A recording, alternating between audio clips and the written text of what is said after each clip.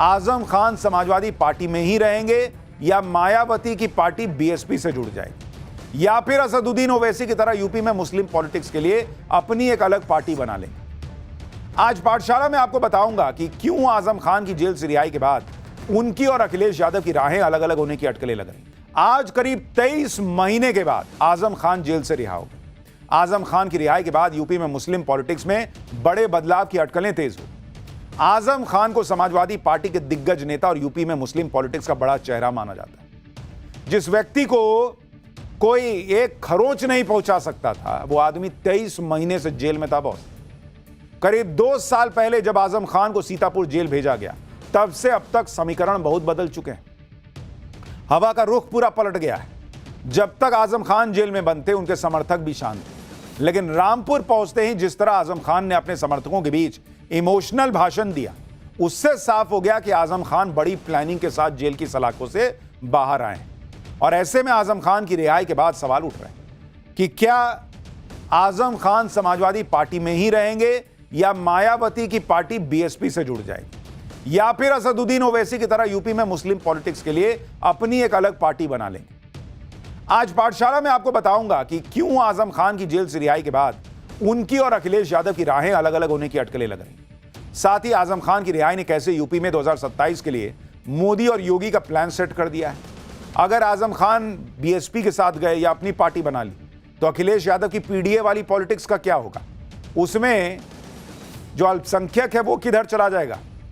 और यूपी में कैसे हलचल मच गई है, पहले उसकी एक झलक देखिए। पहले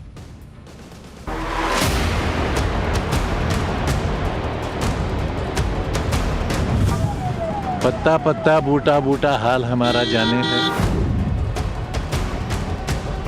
समाजवादी सरकार बनने पर जितने भी झूठे मुकदमे लगे हैं आदरणीय मोहम्मद आजम खान साहब पर, वो सब वापस लेने का काम सरकार में होगा। बीजेपी का उनके जेल जाने में और बीजेपी का उनके जेल से निकल जाने में कोई हाथ नहीं है।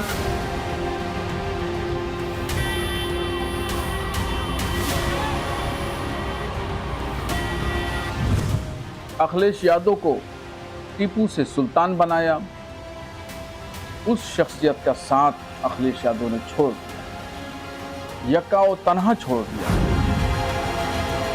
ये सब झूठी खबरें हैं। समाजवादी पार्टी पूरी तरह से उसकी मदद कर रही है। जिंदा आएंगे तो गाजी होंगे और जनाजा जाएगा तो शहीद कहलाएंगे।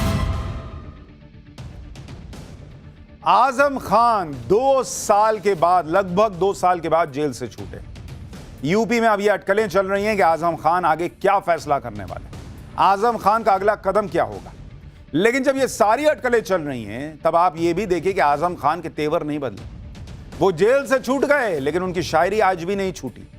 आजम खान काला चश्मा, काली सदरी और सफेद कुर्ता पहने कार में बैठकर जेल से बाहर आए, हाथ हिलाकर समर्थकों का अभिवादन किया। और जब जेल में गुजारे दिनों पर उनसे सवाल पूछा गया, तो भाई उनकी शायरी फूट पड़ी, बाहर आ गई शायरी में दर्द। सुनिए उन्होंने क्या जवाब दिया। किस तरह से गुजरी और क्या कुछ इन दिनों में महसूस किया। पत्ता पत्ता बूटा बूटा हाल हमारा जाने है। किस तरह से गुजरी और क्या कुछ इन दिनों में महसूस किया। पत्ता पत्ता बूटा बूटा हाल हमारा जाने है। बात करने के इसी अंदाज, इसी शेर व शायरी के लिए आजम खान जाने जाते हैं। साल 2022 में भी जब करीब 27 महीने बाद जेल से रिहा होकर आजम खान रामपुर में अपने समर्थकों के बीच पहुंचे थे, तब भी उन्होंने खुद को गाजी यानी एक योद्धा के तौर पर पेश किया था। आजम खान का वो बयान भी आपको सुनाता हूं, फिर आपको बताऊंगा कि आजम खान अब आगे क्या करने वाले हैं और यूपी की पॉलिटिक्स में उसका क्या इंपैक्ट पड़ने वाला है। मालिक तो है, लेकिन जमीन पर इन चीजों को ये मुकद्दर में संवारने वाले लोग थक जाएंगे, जनाजा जाएगा।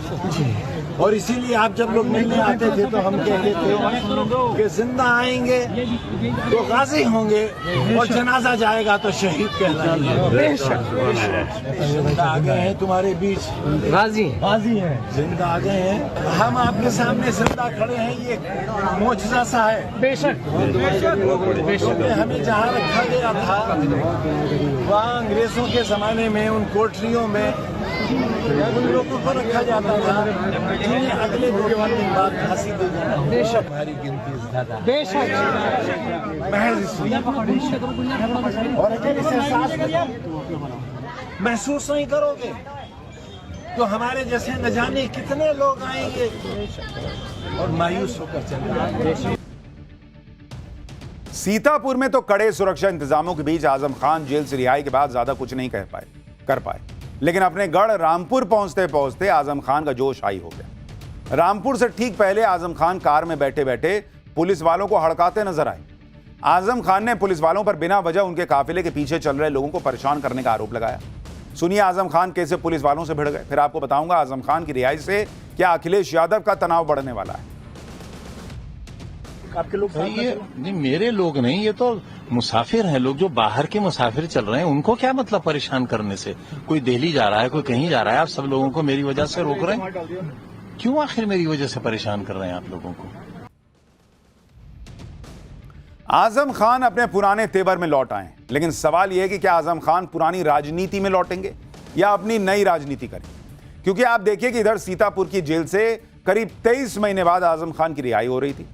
आजम खान के समर्थक और करीबी उन्हें रिसीव करने सीतापुर के जेल के बाहर पहुंचे हुए थे, लेकिन ठीक उसी वक्त सीतापुर से महज 93 किलोमीटर की दूरी पर समाजवादी पार्टी के अध्यक्ष अखिलेश यादव एक टेलर शॉप का उद्घाटन करने में बिजी नजर आए। अखिलेश यादव चाहते तो आजम खान को रिसीव करने चले जाते या उनके परिवार का ही कोई नेता आजम खान को लेने चला जाता, लेकिन ऐसा नहीं हुआ। कभी सपा के फाउंडर मुलायम सिंह के करीबी रहे आजम खान को रिसीव करने के लिए मुलायम परिवार का कोई सदस्य सीतापुर गया ही नहीं, जिसके बाद यह सवाल उठने लगे कि क्या सपा ने आजम खान का साथ छोड़ दिया है? क्या जेल से रिहाई के बाद आजम खान समाजवादी पार्टी छोड़ देंगे? क्योंकि आजम खान के बीएसपी में जाने की भयंकर चर्चा है, अटकलें लग रही हैं। खुद आजम खान ने भी इस चर्चा को खारिज नहीं किया। सुनिए उन्होंने क्या कहा इस पर। क्या एक अनुमान लगाया जा रहा है कि बसपा ज्वाइन करेंगे, इस तरह की अफवाहें पूरे प्रदेश में फैल रही हैं आपको लेकर? अब इस पर अभी कुछ कह तो सकता नहीं मैं। क्या अखिलेश यादव से किसी तरह से कोई बात हो पाई आपकी? जेल से बात नहीं हो पाती है। तो अब सियासत में किस तरह से आजम खान आएंगे? अभी तो इलाज करेंगे, अपना सेहत ठीक करेंगे, उसके बाद सोचेंगे क्या करना है।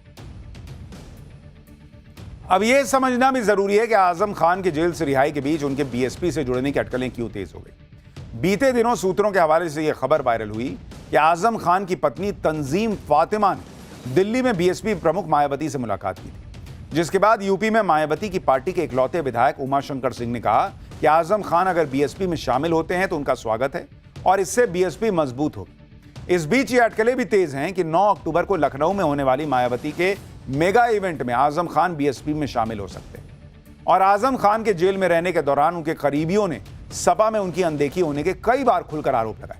कहा गया कि अखिलेश यादव ने आजम का वैसा साथ नहीं दिया जैसा देना चाहिए।